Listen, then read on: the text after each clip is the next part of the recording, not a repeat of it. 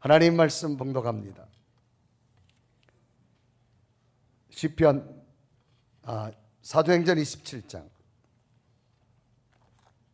27절에서 37절까지 교독합니다. 나흘째 되던 날 밤에 우리가 아라비아 바다에서 이리저리 쫓겨가다가 자정쯤 되어 사공들이 어느 육지에 가까워지는 줄을 짐작하고 물을 재어보니 20길이 되고 조금 가다가 다시 재니 15길이라. 암초에 걸릴까요? 고물로 닷 넷을 내리고 날이 새기를 고대하니라. 사공들이 도망하고자 하여 이물에서 닻을 내리는 채 하고 거룻배를 바다에 내려놓거늘. 바울이 백부장과 군인들에게 이르되 이 사람들이 배에 있지 아니하면 너희가 구원을 얻지 못하리라 하니 이에 군인들이 거룻줄을 끊어 떼어버리니라. 날이 새어가매 바울이 여러 사람에게 음식 먹기를 권하 이르되 너희가 기다리며 먹지 못하고 줄인 지가 오늘까지 열 나흘인즉 음식 먹기를 권하노니 이것이 너희의 구원을 위하는 것이요 너희 중 머리카락 하나도 잃을 자가 없으리라 하고 떡을 가져다가 모든 사람 앞에 하나님께 축사하고 떼어 먹기를 시작하며 그들도 다 안심하고 받아 먹으니 배에 있는 우리의 수는 전부 276명이더라. 아멘. 오늘은 김종성 목사님 우리 감리교본부에 속회연구원이라고 있어요. 속회연구원인데 오늘 오셔서 초청했습니다. 여러분 은혜 받으시라고. 은혜 받으시라고. 아멘. 아주 더 크게 해봐야죠. 강사님들이 오면 아멘을 잘해야 돼. 할렐루야. 자, 김종성 목사님 말씀을 박수로 환영합니다.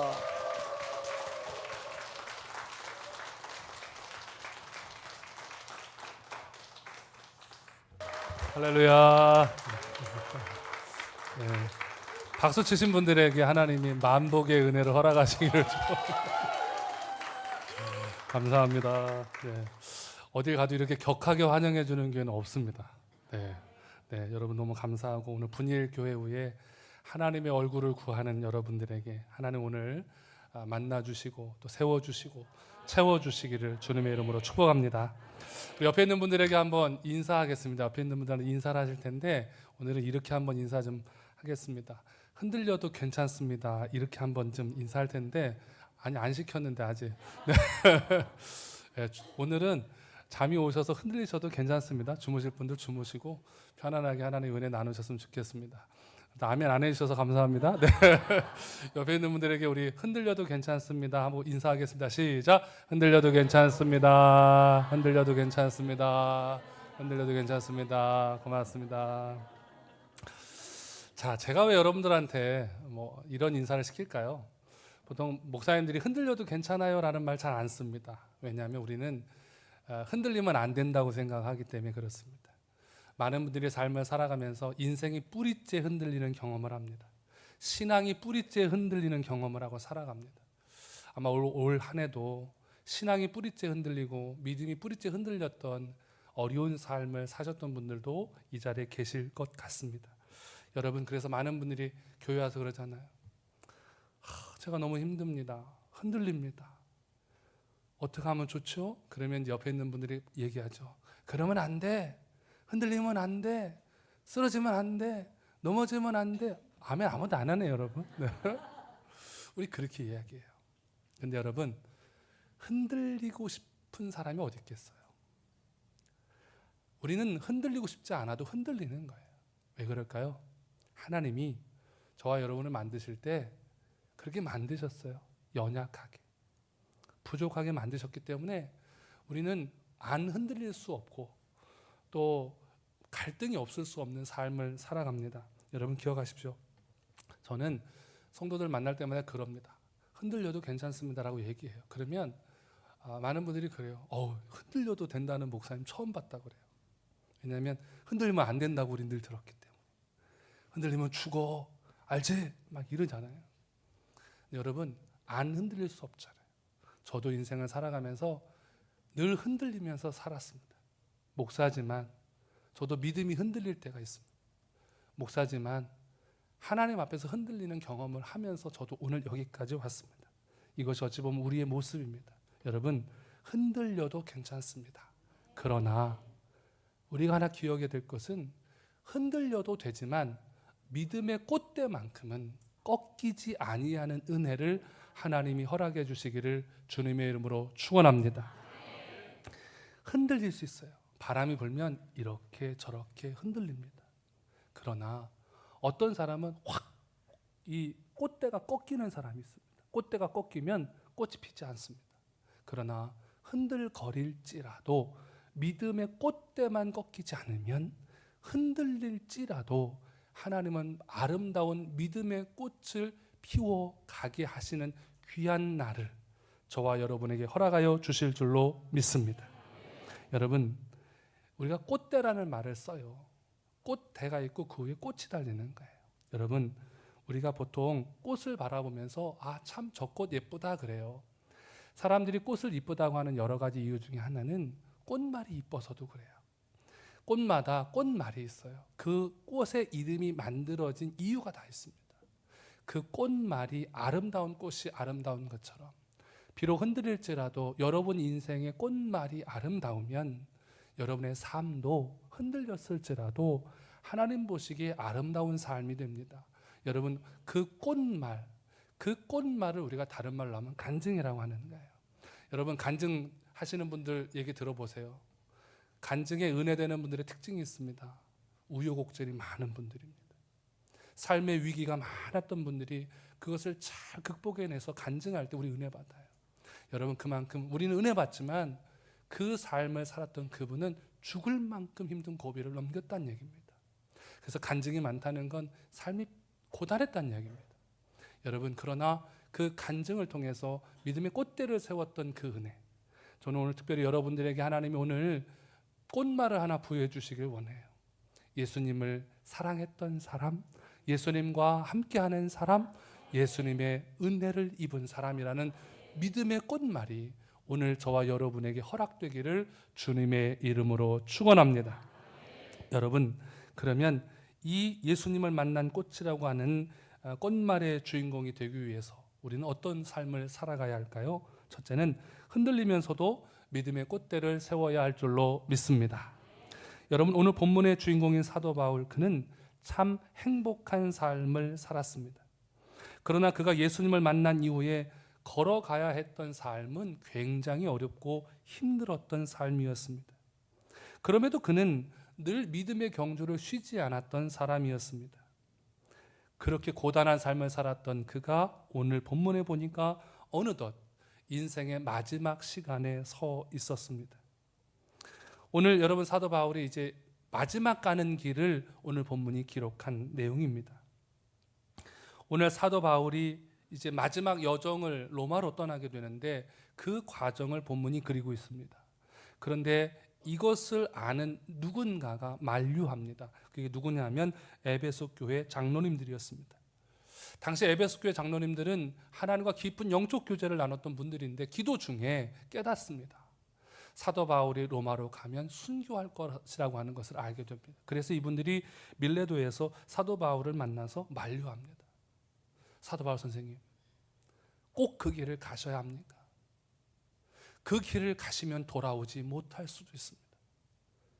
그 길을 가지 마시고 복음을 전하는 귀한 일들을 저희와 함께 감당하시면 어떻겠습니까? 하고 믿음의 권면을 합니다. 그 내용이 사도행전 20장 22절에서 24절에 기록되어져 있습니다. 우리 함께 읽겠습니다.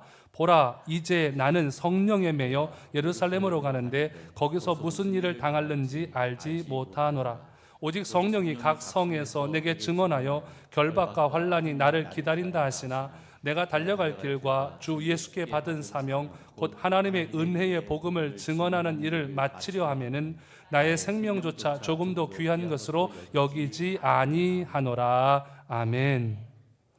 오늘 이 말씀은 뭐냐면 사도 바울이 일생을 예수님 위해 살았습니다. 복음을 전하고 살았습니다. 이제 마지막 길을 갑니다.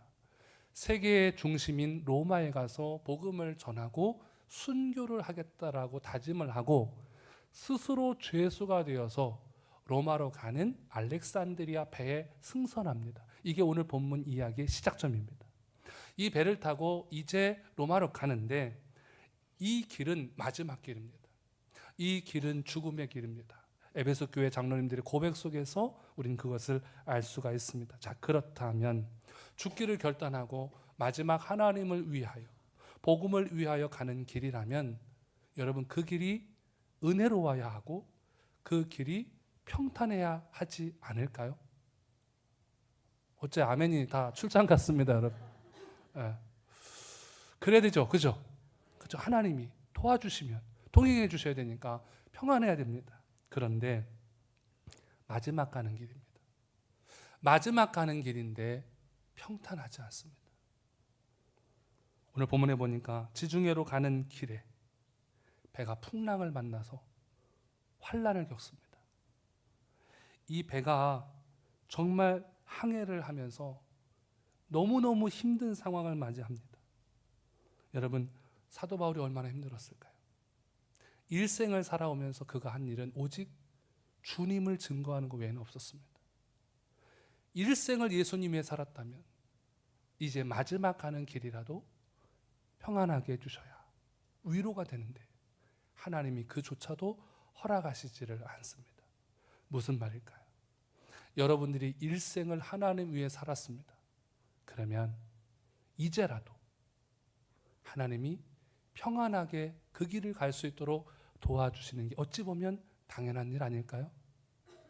주님, 분이엘은 아멘을 하지 않는 거로 환난을 허락하셔도 되겠습니다. 이렇게밖에 안 되는 거예요, 여러분. 네. 여러분, 우리 마음이 그렇죠. 인지상정이라고.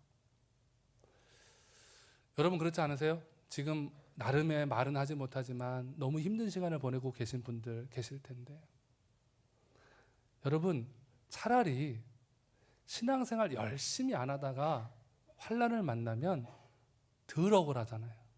아, 죄송하지만 매 만나 보다, 이렇게 생각할 수 있지만 주일날 아침부터 여러분 얼마나 애쓰고 수고합니까? 나 같으면 성가대 안 해요. 안 해. 왜? 성가대 하면 11시에 맞춰서 오면 되는데 성가대 한다고 10시, 9시부터 오셔야 되는 거 아니에요? 그죠? 왜 하세요? 근데 이렇게까지 헌신하고, 또 여러분 뭐 지금 여러 곳에서 사역하시잖아요. 교회학교 교사로, 뭐 주방에서, 주차로, 진짜 많은 또 뭐 여러분 곳에서 사역을 하시는데, 이렇게까지 내가 하나님 위해 살았는데 하나님이 내 인생의 위기 때, 환난 때 외면하시면 너무 힘듭니다. 차라리 안 했으면 괜찮습니다. 봉사 안 하고 헌신 안 하고 예배 안 드렸으면 괜찮습니다. 그런데 그렇게 안 했는데 어려움을 겪으면 사람은 감당하기가 어렵습니다. 해석이 되지 않아서 그렇습니다. 오직 일생을 하나님 위해 살았잖아요. 그의 마지막 가는 길, 평탄한 것이 어찌 보면 당연한 겁니다. 내 평생에 가는 길 순탄하여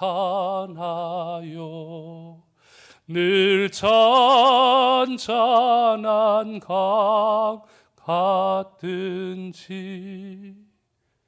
여러분, 이 고백이 우리의 고백이 돼야 된다고 우리는 생각하고 살잖아요. 그런데 그렇지 않았습니다. 우리 그때 고백합니다.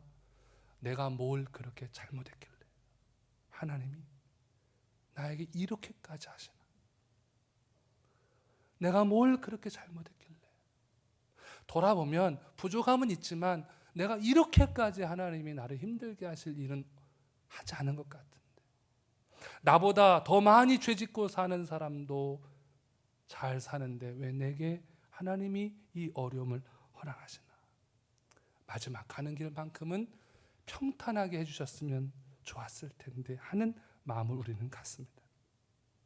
오늘 사도 바울의 인생을 바라보면 그는 흔들리는 꽃과 같은 인생이었습니다.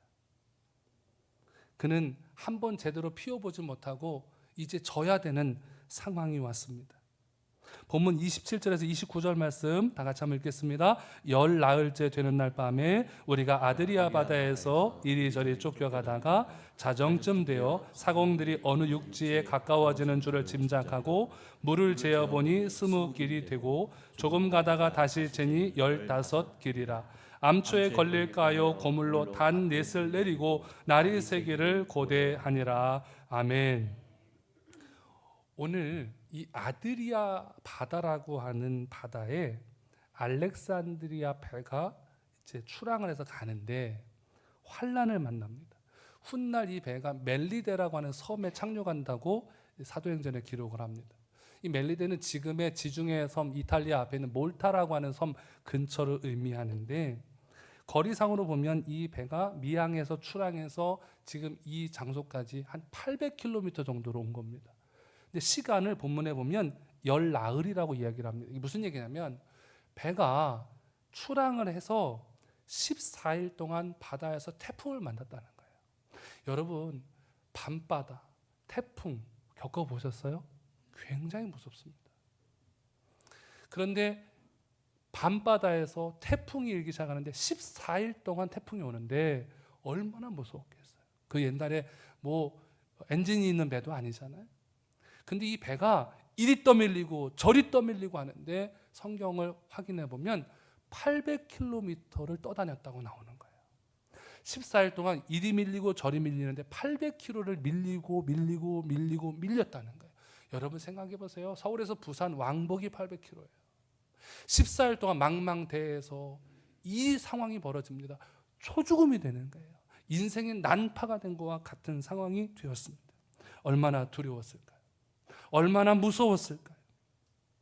오늘 본문에 보니까 이렇게 기록하죠. 사도행전 27장 20절 우리 함께 읽겠습니다. 여러 날 동안 해도 별도 보이지 아니하고 큰 풍랑이 그대로 있음에 구원의 여망마저 없어졌더라. 아멘. 모두 없어졌대요. 구원의 여망이 없답니다. 무슨 얘기입니까? 죽었다는 겁니다. 다 죽었다. 살 방법이 없고 회생할 확률이 제로라는 겁니다. 여러분 인생 가운데 내가 회복할 확률이 0%라고 느낄 때 사람은 초죽음 되는 거예요. 여러분 혹시 초죽음을 경험해 보신 적 있으십니까? 기도해도 되지 않습니다. 예배를 드려도 확률적으로 내가 회복될 기미가 보이지 않습니다. 구원의 여망이 사라졌다는 거예요. 여러분 망망대해에서 밤이 그들을 찾아왔습니다. 전후 좌우를 구별할 수 없는 그 공포감 속에서 사도 바울은 하나님 앞에 힘든 마음을 고백하기 시작을 합니다. 절망의 상황이 더 이어집니다.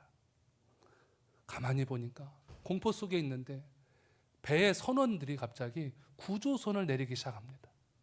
여러분 이 큰 배들은 자그마한 구명정들을 싣고 다니는데 그걸 밧줄을 막 내리기 시작해요. 왜 그래요? 선원들이 탈출하려고.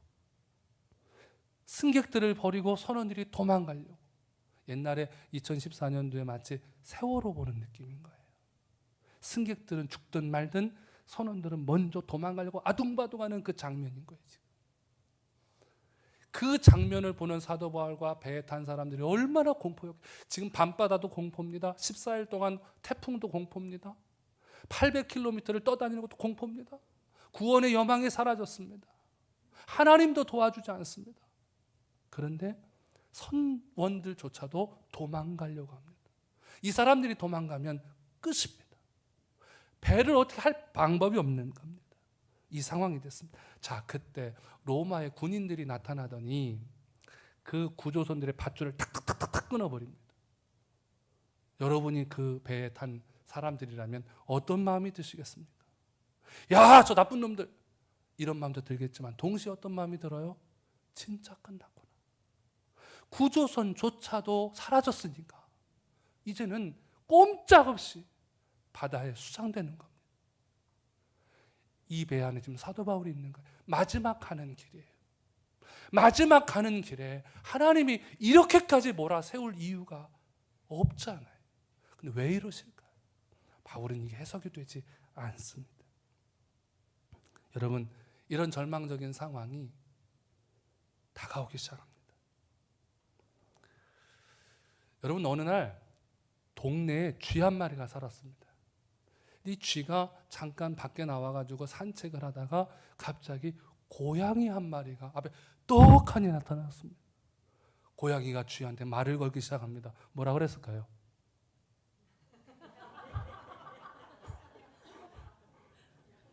네? 야옹? 네, 서울 고양이도 야옹입니까? 네. 저는 제 평생의 소원이 서울 특별 시민이 되는 거거든요. 저는 경기도 살아요. 못 알아들으시는구나, 여러분. 왠 줄 아세요? 저는 가끔 착각할 때가 있어요. 서울시장 누구 뽑지? 그러면 저희 본부에 있는 목사님들이 김 목사 경기도민 아니야? 막 이러거든요. 근데 이 야옹이라고 이제 고양이가 이야기를 하는 거예요. 그죠? 야옹. 여러분, 쥐한테 야옹 이 말이 얼마나 무섭겠어요. 막 도망가가지고 어디론가 쏙 숨었습니다. 어디로 숨었을까요? 이 동네도 쥐구멍이 있군요. 네, 쥐구멍에 들어간 거예요. 쥐구멍에 들어갔는데 마침 그 쥐구멍으로 들어갔더니 동네 쥐들이 모여서 잔치를 하고 있는 거예요. 개제나 칭칭 나네 아싸 막 이러고 놀고 있는데 이 쥐 한 마리가 들어가고 헐떡헐떡 대니까 너 왜 그래? 그랬더니 이러는 거예요. 그 쥐들도 같이 이러고 봤는데 쥐구멍에 뭐가 들어와요. 봤더니 고양이가 코를 디미는 거예요. 그러면서부터 고양이가 말합니다. 이야, 이야, 이야. 여러분, 쥐들이 얼마나 놀라요. 다들 조용히. 그러면서 이 쥐를 향해서 죽일 것 같이 쳐다보는 거예요. 너 때문에 지금 우리가 다 죽게 생겼다. 그러니까 이 죄책감에 이 쥐가 쥐구멍 앞으로 가가지고 고민하다가 한마디 했습니다. 뭐라고 했을까요? 찍찍. 아이고, 네, 찍찍. 뭐 그랬으면 좋았겠지만 걔는 그 쥐는 이렇게 말했어요. 월 개소리를 냈다는 거 아닙니까? 그러니까 고양이가 듣다가 분명히 쥐구멍인 줄 알고 내가 왔는데 개소리가 나거든요. 쥐구멍이 아니고 개구멍이구나 생각을 하고 돌아갑니다. 그 동네 쥐들이 얘기해요. 야, 너 왜 자꾸 쥐가 쥐소리를 안 내고 개소리를 내냐. 그랬더니 이 쥐가 하는 말이, 얘들아, 인생의 위기 가운데 그것을 벗어나는 길은 하나밖에 없어. 뭔데? 그 길은 바로 방언 기도가 최고요 라고 얘기하더라는 거예요. 여러분, 우리 인생에도 방언 기도를 해서 벗어나야 될 때가 있어요. 네, 아멘 하신 분들에게 그 은혜가 있기를. 네, 그렇다고 또 집에 가서 개소리 내시면 안 됩니다. 절망적인 상황인 거예요. 여러분, 사도 바울도 어떤 마음이었을까요? 죽으러 가도, 풍랑을 만나도, 배가 부서져 죽을 지경이 되어도 그의 마음이 변화가 없었어요. 우린 그렇게 생각하잖아요. 목사님이시니까, 사도 바울이니까 저분은 그래도 믿음으로 버텼겠지, 나는 믿음이 부족해서 흔들리는 거겠지라고 생각합니다. 그렇지 않습니다. 로마서 7장 24절 말씀입니다. 오호라, 나는 곤고한 사람이로다. 이 사망의 몸에서 누가 나를 건져내랴. 아멘. 사도 바울의 고백입니다. 그도 저와 여러분과 성정이 같은 사람입니다. 그도 흔들렸습니다. 사도 바울도 흔들렸던 사람입니다. 고난 앞에서, 환난 앞에서, 해석할 수 없는 인생의 문제 앞에서 그도 흔들렸습니다. 여러분, 그러나 그는 흔들렸을지라도 믿음의 꽃대가 꺾이지 않았던 사람입니다. 이 은혜가 저와 여러분에게 있게 되기를 주님의 이름으로 축복합니다. 네, 여러분들이 아마 감독님이 안 계셔서 좀 놀라셨을 거예요. 안 놀라셨나요? 놀라셨죠? 네. 감독님이 어디 가셨나 궁금하죠? 네, 감독님은 저 지금 사실은 강서 쪽에 백왕교회라고 하는 곳에 가셨어요. 여러분에게 제가 중보기도 요청을 좀 드리는 거예요. 지금 아마 감독님 설교 한참 하고 계실 텐데, 그 교회는 서울 남년회에서 말하는 흔히 빅사이즈 처치입니다. 큰 교회입니다. 1년 전부터 교회가 분쟁에 휩싸이기 시작해서 교회가 너무 아픔을 많이 겪는 교회입니다. 사실 이제 우리 감독님 서울 남년의 감독 되시면서 제일 궁금했던 게 뭐냐면, 사람들이 제가 감리교 본부에서 사역을 하다 보니까 전국에 있는 교회들 이렇게 많이 만나게 되는데 11개 연회가 있습니다. 11개 연회 중에서 지금 가장 핫한 연회가 서울 남연회입니다. 왜냐하면 가장 분쟁이 많은 연회입니다. 가장 법정 다툼이 많고 성도들끼리 아픔이 많은 연회가 서울 남연회입니다. 여러분은 분이엘 안에만 갇혀 계셔서 잘 모르시겠지만 서울 남연회 지금 어려움 겪는 교회들이 꽤 있습니다. 그래서 어떤 분이 감독이 되느냐가 너무 중요했습니다. 왜냐하면 앞에 감독님이 하나도 해결을 못 하셨기 때문에. 근데 지금 이 교회가 지금 그런 교회입니다. 주일날이 되면 성도들끼리 몸싸움을 하면서 싸우는 교회입니다. 위아래층에 따로 예배드립니다. 그 영상을 보면은 충격적입니다. 여러분 상상이 안 가실 거예요. 감독님하고 저하고 영상 보다가 참 제가 운 적도 있습니다. 여러분, 이게 신앙생활이 아닌 거예요. 교단법 소송, 사회법 소송, 목사님, 장로님, 권사님들이 막 뒤섞여 싸우고 해결이 안 나는 거예요. 그래서 이 교회가 지금 계속 분쟁 중입니다.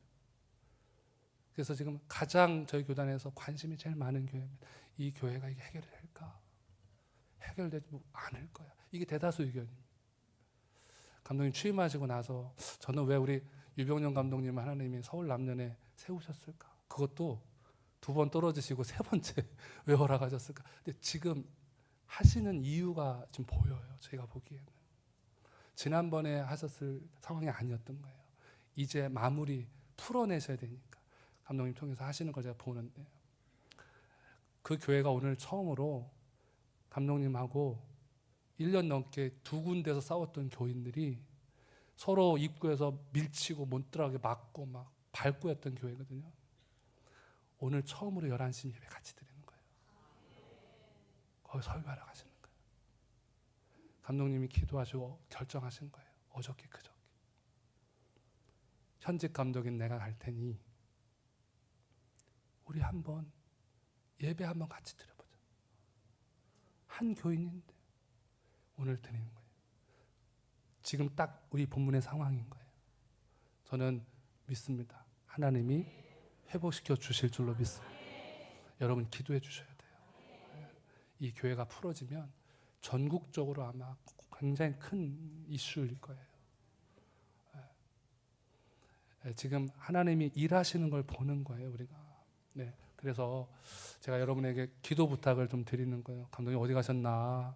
네, 지금 너무나 울고 있고 아파하고 그 성도들 우는 거 보면 기가 막힙니다. 본부 와서 그 성도들이 막 우는 걸 전 여러 번 봤기 때문에 살려달라고 애원하고 막 그러면서 그 살아가는 여러분, 그러니까 분이엘 교회 신앙생활 하시는 거 너무 감사하시고 기뻐하시기를 축복합니다. 네, 진짜 그래요. 여러분 다 우리가 연약해서 그래요. 연약하다 보니까 이런 일들을 우리가 겪습니다. 여러분, 그러나 흔들릴지라도 믿음의 꽃대만큼은 세워갈 수 있기를 주님의 이름으로 축원합니다. 그러면 예수님을 만난 꽃이라는 꽃말의 주인공이 되기 위해서 어떻게 해야 될까요? 2번째는 내게 말씀하신 그대로 되리라고 믿어야 할 줄로 믿습니다. 여러분, 우리는 살 수 없다고 느낄 때, 회복되는 가능성이 전혀 보이지 않을 때 우리는 좌절합니다. 힘들어합니다. 저도 인생을 살아오면서 가장 힘들고 어려운 시간들을 이렇게 지나오면서 이 겪다 보니까 성도들이 이럴 때 어떻게 버텨냈을까? 여러분들이 한 분 한 분 이렇게 되새겨봐 줘요. 참 성도들의 믿음이 대단하구나. 칭찬을 해줘도 못 알아듣는구나. 정말 우리 성도들이 어쩜 이렇게 잘 버텨내고 하루하루의 삶을 살아갈까? 여러분, 오늘 예배 드리러 오는데 쉽지 않았을 것 같은데, 여러분 정말 여러분의 그 귀한 믿음 하나님이 오늘 기쁘시게 받고 계시는 줄로 믿습니다. 당연한 게 없습니다. 제가 한참 교회에서 목회할 때는 당연하게 생각했어요. 성도들은 예배하고 헌금하고 전도하고 아멘 안 하잖아요. 당연한 줄 알았어요. 근데 제가 이제 본부 와서 사역하면서 제가 때로는 여러분 자리에서 예배를 또 제가 드리기도 하잖아요. 저도 말씀을 전하기도 하지만 예배를 드리기도 하지만 어떤 때는 저도 목사지만 목사님들 설교할 때 죄송해요 이런 표현 써서 말씀이 와서 부딪히면 뛰쳐나가고 싶을 때가 있더라고요. 저 한 번 그런 적이 있어요. 목사님 말씀이 성경 말씀이니까 맞는데 내가 너무 힘들 때니까 그 말씀이 막 부딪히는데 못 견디겠나. 굳이 왜 저 말씀을 하시나 싶을 정도. 뛰쳐나가고 싶을 때가 딱 생겼어요. 한 번. 그때 제가 생각이 나더라고요. 그때 내가 이 설교를 할 때 그 권사님이 그랬겠구나. 그 집사님이 이런 마음이었겠구나. 그런 생각하니까 너무 눈물이 나요. 미안하기도 하고 고맙기도 하고 교우들이 성도들이 와서 예배드린 그 한 시간이 결코 쉬운 게 아니고 참 힘든 걸 다 이겨서 여기까지 온 거구나. 그 마음이 드니까 여러분들이 얼마나 귀한지 몰라요. 여러분 그렇게 왔는데 하나님이 계속 어렵게 하시면 얼마나 버거워요. 그죠? 그런 분들에게 오늘 하나님 위로의 말씀 좀 주시는 것 같아요. 여러분 이렇게 앞이 캄캄할 때 우리가 할 수 있는 건 하나밖에 없습니다. 말씀 앞에 서시기를 주님의 이름으로 축원합니다. 믿음이 흔들릴 때 말씀은 바울에게 있어서 믿음의 꽃대였습니다. 그가 이런 고백을 하죠. 나는 내게 말씀하신 그대로 되리라고 믿습니다. 우리 따라서 한번 같이 해볼까요? 나는 내게 말씀하신 그대로 되리라고 믿습니다. 할렐루야! 할렐루야! 믿습니다. 그거예요. 나는 내게 말씀하신 그대로 되리라고 믿습니다. 우리가 그런 고백하잖아요. 말씀 붙잡으라고. 근데 말씀이 붙잡혀요, 여러분? 안 잡혀요. 진짜 힘들 때는 기도가 안 돼요. 저도 예전에는 왜 안 되냐고 기도가 목사답게 말을 했는데 요즘에는 제가 그래요. 힘들면 기도가 안 되더라 라고 성도답게 말합니다. 제가 알아들으시나 몰라. 이게 다르더라고요. 기도가 안 돼요. 너무 버거우면 기도도 안 되고 예배 자리에 가는 게 너무 힘들어요. 왜? 어차피 안 될 거 아니까. 그때 말씀을 잡아야 되는데 어떻게 잡냐 이 말이에요. 기억하셔야 돼요. 사도 바울은 앞에 우리가 읽었던 말씀을 잡는 거예요. 하나님이 너 로마에 가서 복음을 전해라. 그 말씀을 주셨잖아요. 그 얘기는 뭐예요? 로마에 가서 복음을 전하게 하시겠다는 얘기는 로마 갈 때까지 하나님이 죽이신다 살리신다? 살리신다예요. 지금 구원의 여망이 사라졌다고 얘기하잖아요. 현실은 그래요. 그러나 앞에 분명히 배 타기 전에 말씀 주셨잖아요. 로마에 가서 복음 전하게 한다. 그래서 에베소 교회 장로님들한테도 걱정하지 마시라고 배를 탄 거란 말이에요. 그걸 떠올리는 거예요. 말씀을 잡는 건 여러분이 은혜 받았을 때, 여러분이 이 고난의 시간을 만나기 이전에 주셨던 말씀이 있어요. 내가 너를 사용하리라. 내가 너를 붙잡아 주리라. 나의 오른손으로 너를 붙들리라 말씀하셨어요. 그 말씀 붙잡으라는 거예요. 여러분 그 말씀을 붙잡으면 나는 내게 말씀하신 그대로 되리라고 믿는 자에게 하나님은 역사하시고 일하시고 간증케 하시고 믿음의 꽃대를 세우게 하실 줄로 믿습니다. 여러분 그런데 그거 아세요? 이 고백을 드리고 나면 상황이 바뀔까요? 아유 죄송해요. 목사가 돼가지고 찬물을 끼얹어서 우리 예를 들면 부흥회 하다 보면 막 은혜 받아요. 여러분, 하나님이 일하십니다. 하나님이 상황을 바꾸십니다. 아멘 좀 하세요. 강사님들이 그러잖아요. 그죠? 그래요. 아멘 아멘 해 우리가. 그 우리 마음에 어떤 마음이 들어요? 아, 이제 하나님이 말씀으로 약속하셨으니까 성전을 벗어나서 집에 가면 모든 문제가 해결될 줄로 믿습니다. 그리고 기도 나는 하는데 여러분 안 하세요? 하시잖아요.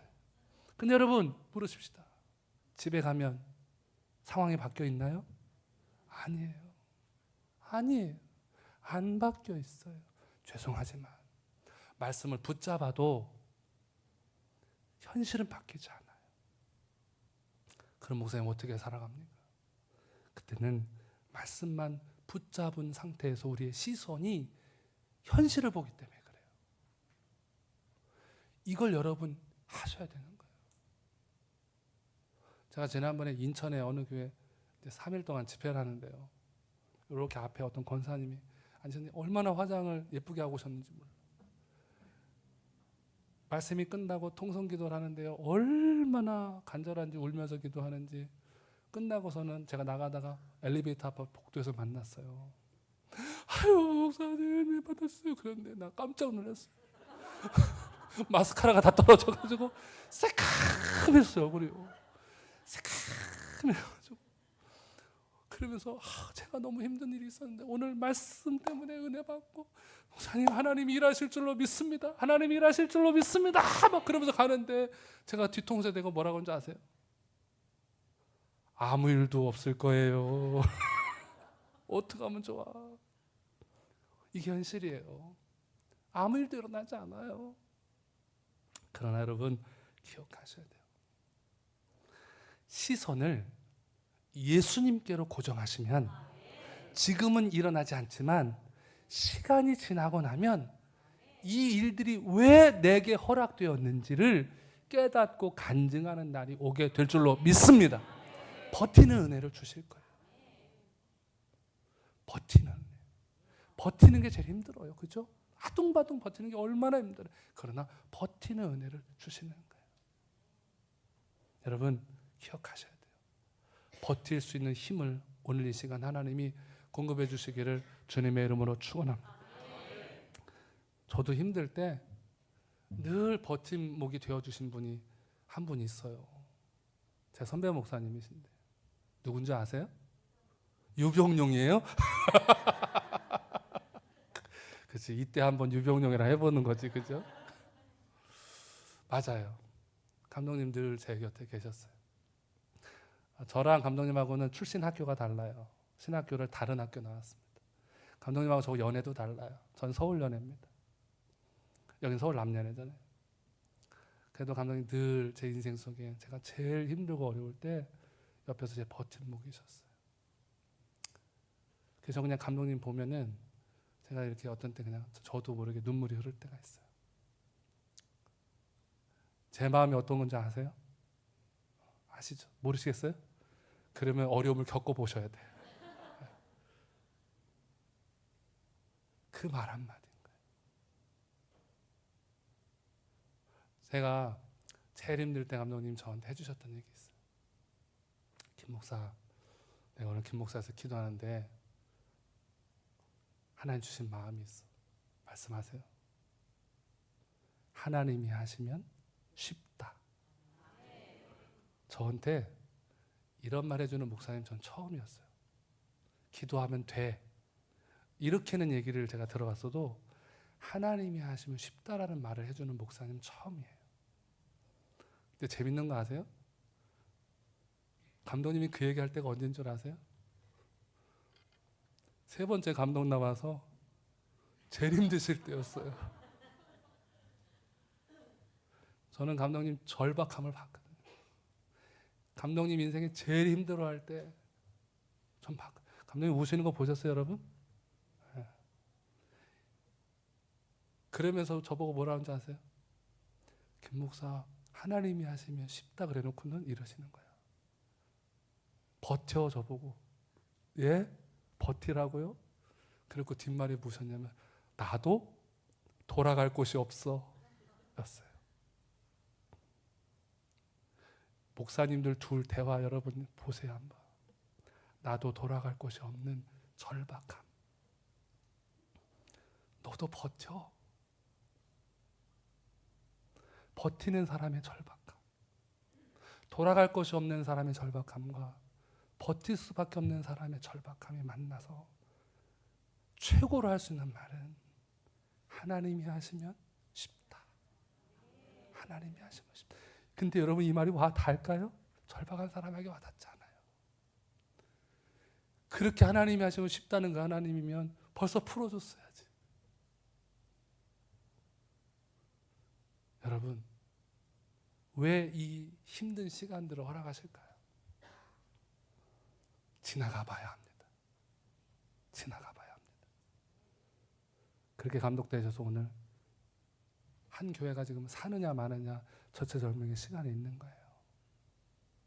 하나님 저는 회복해 하실 줄로 믿습니다. 분열의 은혜가 배강으로 흘러가기를 축복합니다. 그리고 그 은혜가 저에게도 여러분에게도 오기를 축복합니다. 여러분 버티시고 견디시다 보면 말씀 붙잡으시고 주님만 바라보다 보면 하나님이 하시면 정말 아름다운 열매로 결말로 간증하게 하실 줄로 믿습니다. 오늘 본문 27장 33절로 37절입니다. 날이 새어가매 바울이 여러 사람에게 음식 먹기를 권하여 이르되 너희가 기다리고 기다리며 먹지 못하고 줄인 지가 오늘까지 열나흘인즉 음식 먹기를 권하노니 이것이 너희의 구원을 위하는 것이요 너희 중 머리카락 하나도 잃을 자가 없으리라 하고 떡을 가져다가 모든 사람 앞에서 하나님께 축사하고 떼어 먹기를 시작하며 그들도 다 안심하고 받아 먹으니 배에 있는 우리의 수는 전부 몇 명이래요? 276명이더라. 여러분 기억하십시오. 이제 이 배에서 예배가 드려지기 시작합니다. 사람들이 공포 속에 있는데 한 사람이 너무 평안하니까 그 사람에게 마음을 주기 시작하고 그가 하는 말을 듣기 시작하고 그가 떼어주는 떡을 먹습니다. 성만찬을 합니다. 예배를 드리기 시작합니다. 본문 36절에 말하죠. 그들도 다 안심하고 받아 먹으니 안심했다고 그랬어요. 여러분 오늘 정말 버거운 인생의 문제를 가지고 오신 분이 계시면 안심하십시오. 안심하십시오. 하나님이 하시면 쉽습니다. 오늘 그 위로가 그 은혜가 여러분을 붙잡으시고 안아주시기를 축복합니다. 여러분 오늘 이 은혜 말씀을 붙잡는 은혜 나는 내게 말씀하신 그대로 되리라고 믿습니다. 이 고백이 여러분의 고백이기를 축복합니다. 오늘 본문의 말씀 우리가 읽으면서 그런 생각할 수 있어요. 야, 이 본문에서 설교거리가 나오나? 그죠? 예. 저도 제가 인생에서 가장 힘들 때 이 말씀을 통하여 하나님 위로 주셨던 겁니다. 이게 위로가 되고 은혜가 될 만한 내용이 없어요. 뭐 배가 파선했느니 뭐 어쨌느니 뭐 그런 이야기니까. 그런데 이 안에 숨겨져 있는 하나님의 위로의 말씀, 소망의 말씀에 귀 기울여 보십시오. 예수님을 만난 꽃이라는 꽃말의 주인공이 되기 위해서는 어떻게 해야 될까요? 마지막 세 번째, 모든 시선을 주님께 고정하시기를 주님의 이름으로 축복합니다. 여러분 사도 바울은 말씀을 붙잡고 시선을 현실을 보지 않았습니다. 예수님만을 바라봅니다. 자, 사도행전 27장 23절로 26절을 메시지 성경으로 함께 읽겠습니다. 지난밤에 내가 섬기는 하나님의 천사가 내 곁에 서서 말했습니다. 바울아, 포기하지 마라. 너는 장차 황제 앞에 서게 될 것이다. 너와 함께 항해하는 사람들도 모두 무사할 것이다. 그러니 사랑하는 친구 여러분, 용기를 내십시오. 나는 하나님께서 내게 말씀하신 그대로 행하실 것을 뭐합니다? 믿습니다. 아멘. 믿습니다. 아멘. 믿습니다. 아멘. 붙잡으십시오. 여러분, 그런데 그거 아십니까? 이 배의 주도권이 바뀝니다. 이 배가 겨울에 출항합니다. 원래 지중해는 겨울에 태풍이 많이 불어서 배가 출항하는 그런 바다가 아닙니다. 그런데 선주가 이 배를 띄운 거예요. 자기의 힘으로. 그런데 배가 떠나자마자 이 배의 주도권이 선주에서 선장과 선원으로 넘어옵니다. 그런데 배가 풍랑을 만나니까 이 사람들이 구조선을 내리게 되죠. 그러면서부터 요동을 쳐요, 배가. 그때 로마의 군인들이 나타나서 밧줄을 끊어버리면서 배의 주도권을 누가 잡아요? 네, 군인들이 잡습니다. 그런데 시간이 흘러서 이 사도행전 28장 이후로 넘어가다 보면 성경은 계속 이런 얘기를 합니다. 바울이 무슨 말입니까? 바울이 배의 주도권을 잡습니다. 바울을 통하여 276명이 안심을 하기 시작합니다. 죄수예요. 근데 죄수가 선장 같고 죄수가 선주 같고 죄수가 백부장 같은 상황이 벌어지는 거예요. 하나님은 그의 마지막 가는 길 왜 이 험난한 여정을 겪게 하셨을까요? 이유는 단 하나. 배가 드디어 로마에 도착합니다. 바울이 마지막 가는 길입니다. 복음을 전하는데 도와줄 사람이 아무도 없습니다. 여러분, 우리가 신앙생활하고 인생을 살아가면서 제일 힘들고 어려울 때가 언제예요? 홀로 있다고 느낄 때입니다. 아무도 없을 때, 중보자가 없을 때 그렇습니다. 여러분, 그래도 분이엘 교회 안에서 귀한 담임 목사님 통해서 또 여러분 귀한 장로님들, 권사님들, 집사님들 통해서 함께 중보하고 살아갈 수 있음이 우리에게 큰 은혜인 줄로 믿습니다. 그렇습니다. 은혜입니다. 여러분, 바울이 홀로 복음을 전하고 순교하려고 하는 마음을 가지고 배를 탔어요. 근데 하나님 그걸 하셨습니다. 사도 바울이 로마에 내렸을 때, 그리고 마지막 복음을 전하고 순교할 때 혼자가 아니었습니다. 하나님이 그의 마지막 가는 길 쓸쓸하지 않게 중보자를 붙여주셨는데 그 숫자가 몇 명이었을까요? 276명이었습니다. 왜요? 인생의 가장 힘든 시간, 가장 큰 환난의 시간, 구원의 여망이 사라진 시간 함께했던 중보자들을 우리가 어떻게 잊겠습니까? 276명은 바울을 잊지 못했습니다. 그래서 그분이 가는 마지막 길 중보기도자가 되어줍니다. 여러분, 지나가면 합니다. 하나님이 여러분의 이 시간을 허락하시는 이유, 여러분 혼자 가지 않게 중보자를 세워주시기 위한 하나님의 은혜의 시간들을 간증하는 날을 하나님이 허락하실 줄로 믿습니다. 여러분, 어렵고 힘드시지만 오늘 여기 계시는 우리 모두가 276명의 중보자가 되어지기를 원합니다.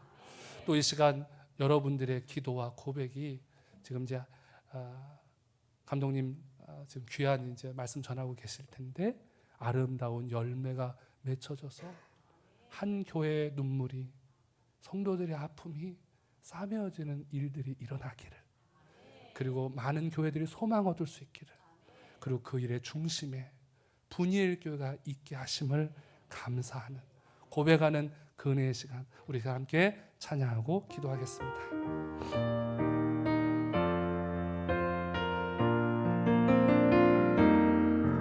내가 누려왔던 모든 것들이, 내가 지나왔던 모든 시간이, 내가 걸어왔던 모든 순간이 당연한 건 아니라 은혜였소. 아침 해가 뜨고 아침 해가 뜨고 저녁에 노을, 봄의 꽃향기와 가을의 열매, 변하는 계절의 모든 순간이 당연한 것 아니라 은혜였소. 모든 것이 은혜,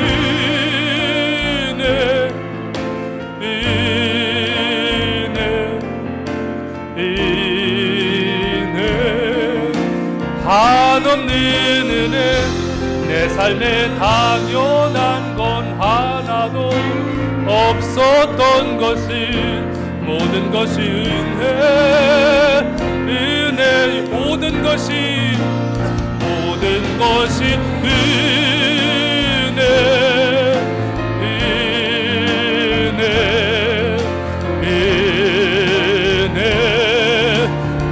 한없는 은혜 내 삶에 당연한 건 하나도 없었던 것을 모든 것이 우리 시간 다같이 통성으로 함께 기도하겠습니다. 하나님 우리에게 은혜를 내려 주옵소서. 살아계셔서 역사하시는 아버지 하나님 거룩한 주일을 맞이 하나님의 전으로 인도하시고 우리 사랑하는 분야의 모든 성도들이 하나님 앞에 은혜를 구하게 하심을 감사합니다. 하나님 우리가 어떤 삶을 살아갈지라도 어떤 환경에 있을지라도 하나님 내게 주시는 은혜를 기억하게 하소서. 하나님 어떤 상황에 있을지라도 나는 내게 말씀하신 그 말씀을 붙잡습니다. 그 말씀 그대로 이루실 것을 믿습니다. 말씀을 붙잡게 하여 주옵소서. 그리고 우리의 모든 시선을 현실을 보지 말게 하시고 주님을 바라볼 수 있는 은혜를 허락하여 주옵소서. 사도 바울의 마지막 여정 가운데 이해할 수 없는 환난과 고난과 아픔이 있었지만 하나님 이 과정을 통하여 하나님 276명의 중보자들을 붙여주셔서 사도 바울의 마지막 가는 길 외롭지 않도록 쓸쓸하지 않도록 하나님의 영광을 드러낼 수 있도록 인도하셨던 것처럼 하나님 오늘 우리에게 이 은혜를 허락하여 주옵소서. 시간이 지나가면 알게 되겠습니다. 시간이 지나가면 간증할 은혜가 우리에게 있을 줄 믿습니다. 내게 말씀하신 그대로 일하실 하나님의 일하심을 찬양합니다. 주님도 오시고 주님 역사하시고 주님 함께하여 주셔서 이 시간 하늘의 문을 활짝 열어주시고 폭포수와 같은 은혜로 부으시고 채우시고 역사하시고 일하여 주실 줄로 믿습니다. 하나님 분야의 모든 성도들에게 감당할 만한 은혜를 도와여 주시고 힘을 도와여 주실 줄로 믿사오니 성령님도 오시고 역사하여 주옵소서. 성전 가득히 하나님 일하심을 보게 하소서. 하나님의 권능을 찬양합니다. 주님이여 도우시고 역사하시고 인도하여 주옵소서. 은혜로 충만케 하소서. 특별히 하나님 세워주신 감독님 하나님 기억하여 주셔서 머리부터 발끝까지 기름 부으시고 충만케 하사 성령의 두루마리 입혀주셔서 감독님 사역을 통하여 서울 남녀회가 부디의 교회가 더 하나님의 영광을 드러내는 귀한 은혜와 축복이 있게 하여 주옵소서. 감독님을 향한 성도들의 중보 기도를 통하여 교회들이 회복되게 하시고 성도들이 회복되게 하시고 목회자들이 회복되는 귀한 은혜가 허락되게 하소서. 분명히 시간이 지나 간증할 수 있는 은혜가 있게 하소서.